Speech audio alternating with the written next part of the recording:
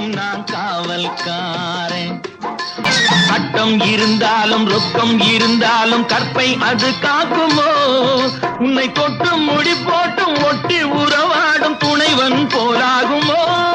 உன்னை தொட்டும் முடி போட்டும் ஒட்டி உறவாடும் துணைவன் போலாகுமோ? இந்த துணைவன் போலாகுமோ? அடங்கோ புராண சத்தியமான காவல்காரே, நீ ஒப்புக்கொள்ள மறுத்தாலும் நான் காவல்காரே.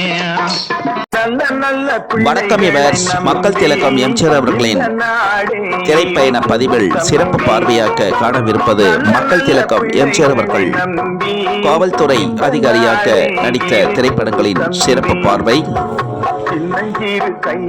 வணக்கம் விவர்ஸ்.